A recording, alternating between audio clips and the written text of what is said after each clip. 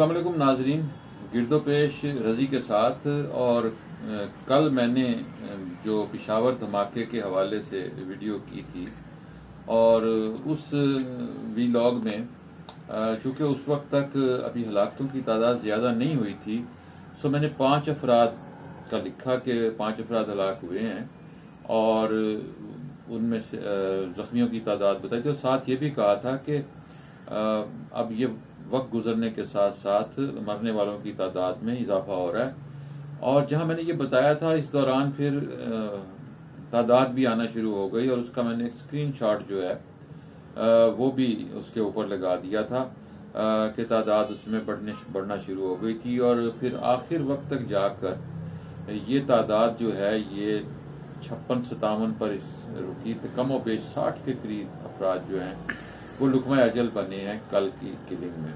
फिर ये बहस शुरू हो गई कि ये किलिंग दोबारा शुरू क्यों हुई और इसके लिए पिशावर का तयन जो है इंतखाब क्यों किया गया।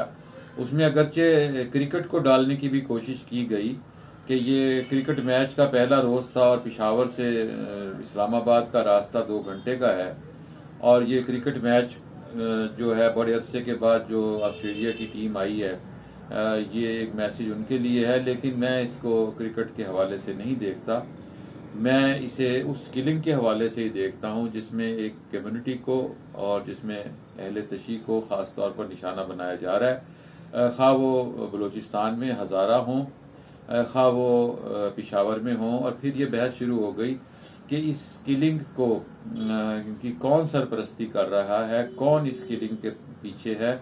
और ये जो एक जेनोसाइड की कैफियत है, जिसमें कत्लेआम की कैफियत है, जिसमें नस्ल कशी वाली हम कहते हैं नस्ल कुशी हो रही है, उसके पीछे कौन है। और उसके पीछे फिर हम ये देखते हैं कि लोग रियासत का नाम लेते हैं, मैं रियासत का नाम नहीं ले रहा।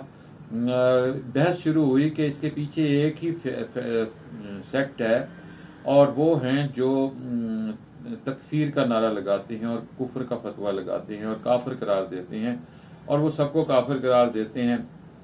मैं उस सेक्ट का जिक्र नहीं करूंगा, मैं उसका नाम नहीं लूंगा और मैं किसी को उसकी जानिब पिन पॉइंट नहीं करूंगा। लेकिन इसमें आप जब देखते हैं तो आप चाहे वो आप इसकी मुख्तलिफ शाखें जब आप देखते हैं तो उसमें फिर हमें सिपाही सहाबा दिखाई देती है, फिर हमें लश्कर जंगवी दिखाई देती है।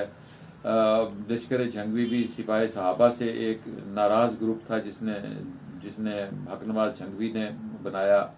और उसके बाद फिर हमें इसमें और बहुत से लोग दिखाई देते हैं। आज भी उनके बहुत से लीडर हैं जो दावा करते हैं कि हम आपको जीने नहीं देंगे, हम इकट्ठे मारेंगे। ये सारा कुछ हमने वीडियोस भी देखी, तकरीरें भी सुनी।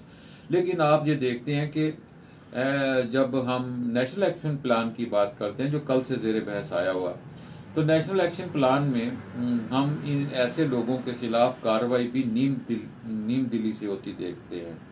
और उसमें फिर वो जो कार्रवाई होती है उससे फिर यूं लगता है कि जैसे रियासत को इनकी ज़रूरत है। और ये जिसे कहते हैं कि रियासत कहती है कि हमारे ये तस्वीराती असासे हैं, स्ट्रेटेजिक डेप्थ है, जिसमें वो कहते हैं कि हमारे ये स्ट्रेटेजिक एसेट्स हैं।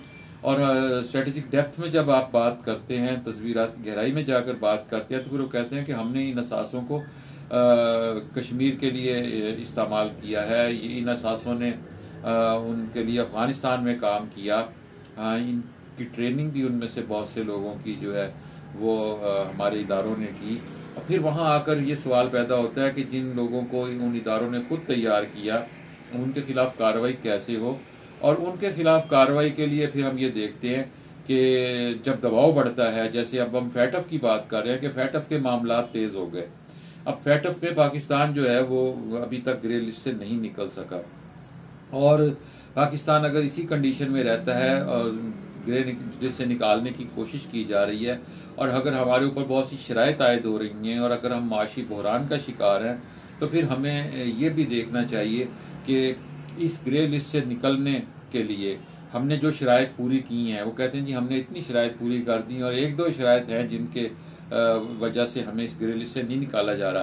तो क्या पता वही बुनियादी शराइत हों जिनकी वजह से वो आपको अब तक ग्रे लिस्ट से नहीं निकाल रहे। और उसमें जब पेशावर जैसा वाकया हो जाता है जिसमें एक ही कम्युनिटी के बहुत से लोग जो हैं वो मारे जाते हैं और हम उनके मनाजिर देखते हैं, हम उसके बारे में रवैया देखते हैं, फिर हम ये देखते हैं कि हमारे जो अहम ओहदेदार हैं उन्होंने कितनी देर के बाद इस पर रद्द अमल जाहिर किया और क्या रद्द अमल जाहिर किया, और उस रद्द अमल में हम देखते हैं कि वो उस रद्द अमल में किस हद तक जो है ना इनके खिलाफ कार्रवाई का अज़्म दिखाई देता है। ये बहुत सारी चीज़ें हैं और लेकिन इस सारे के साथ साथ फिर वही बात आ जाती है कि फिर लॉन्ग मार्च साथ चल रहा होता है और फिर लॉन्ग मार्च में एक इवेंट आ जाता है ड्रोन वाला, और उस ड्रोन वाले इवेंट में जिसमें ड्रोन कैमरा जो है वो आसफा साहिबा को टकराता है और उसके बाद फिर एक बहस ये शुरू हो जाती है कि जब इतनी हलाकतें हुई हैं, इतने लोग जो हैं उनकी लाशें पड़ी हैं, लोग जख्मी हैं,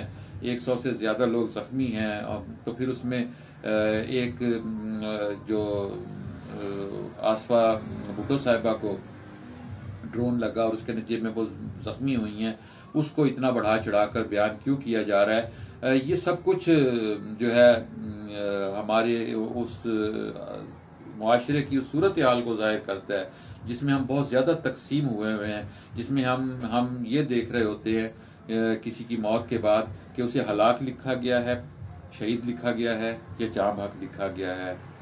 किसी को हलाक लिखें, शहीद लिखें या जाँ बहक लिखें, इससे कोई फ़र्क नहीं पड़ता। अगर आप शहीद लिख देंगे या जाँ बहक लिख देंगे तो जो चले गए हैं उन्होंने वापस नहीं आना। वो तो एक हमारे अपने अकायद हैं जिनके मुताबिक हम लोगों को ये नाम दे रहे होते हैं और यही नाम दे देकर हमने लोगों को शहादत पर के मनसब पर फायज होने की लगन लोगों के दिलों में पैदा की है।